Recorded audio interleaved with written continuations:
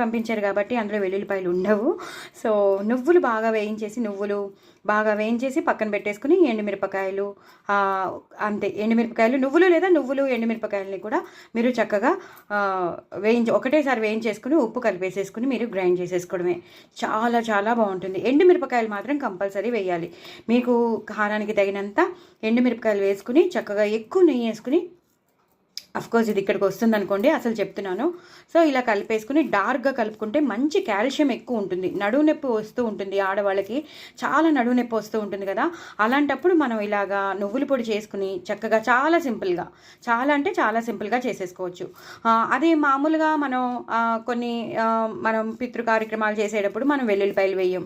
అదే మామూలుగా ఉన్నప్పుడు మాత్రం, నార్మల్గా ఉన్నప్పుడు వెల్లుల్లిపాయలు, ఎండుమిరపకాయలు, నువ్వులు తీసేసుకుని చక్కగా ఇలా చేసేసుకుంటే ఒక డబ్బాలో పెట్టేసుకున్నారనుకోండి, లేదా గ్లాస్ జార్ ఎయిర్ టైట్ కంటైనర్లో పెట్టేసుకుంటే ఎప్పుడు కావాలంటే అప్పుడు, లేదా రోజు తిన్నా ప్రాబ్లమే లేదండి. రోజు ఒక మొదటి ముద్దలో ఇలా కొంచెం కలిపేసుకుని మీరు చక్కగా ఎక్కువ నెయ్యి వేసుకుని తినేసారనుకోండి, విమెన్కే కాదు గ్రోయింగ్ చిల్డ్రన్కి చాలా చాలా మంచిది. కాల్షియం ఎక్కువ ఉంటుంది, బోన్ డెన్సిటీ పెరుగుతుంది, లోపల మన గట్ బాగా హెల్తీగా ఉంటుంది, కాన్స్టిపేషన్ పోతుంది, ఎందుకంటే బాగా ఫైబర్ కంటెంట్ కూడా చాలా ఎక్కువ ఉంటుంది కాబట్టి. సో ఇంకా మిమ్మల్ని ఇంకా టెంప్ట్ చేయాలంటే మాత్రం చక్కగా ఇలా కలుపుకొని ఒక్కొక్క పచ్చిమిరపకాయ నంచుకోవచ్చు. మీరేంటి ప్రతిసారి పచ్చిమిరపకాయ నంచుకోమని చెప్తారేమో, పచ్చిమిరపకాయలో చాలా విటమిన్ సి ఉంటుందండి.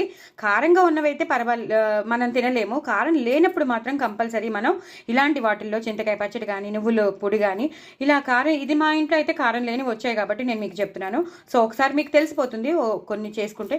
సో అలా పచ్చిమిరపకాయ నంచుకొని తింటే కూడా ఇటు విటమిన్ సి వెళ్ళిపోతుంది, పచ్చిమిరపకాయ వెళ్తుంది, పచ్చిమిరపకాయ మనకి కాన్స్టిపేషన్ లేకుండా డైజెషన్కి చాలా మంచిగా ఉంటుంది. సో నువ్వుల పొడి, పచ్చిమిరపకాయలు, ఎక్కువ నెయ్యి వేసుకుని తిని చక్కగా మీరు ఇలా చేసుకుని తింటే మాత్రం పిల్లలే కాదు పెద్దవాళ్ళు అందరూ తినమని చెప్తున్నాను. అందరూ ఆరోగ్యంగా ఉంటారు.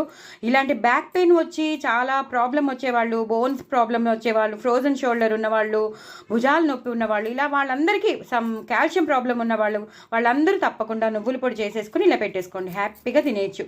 పిల్లలకి పెట్టండి, మీరు కూడా హెల్తీగా ఉండండి. నా ఛానల్ మాత్రం సబ్స్క్రైబ్ చేసుకోవడం అస్సలు మర్చిపోవద్దు. పచ్చిమిరపకాయ నంచుకుని తినండి, మర్చిపోవద్దు. బాయ్ అండి.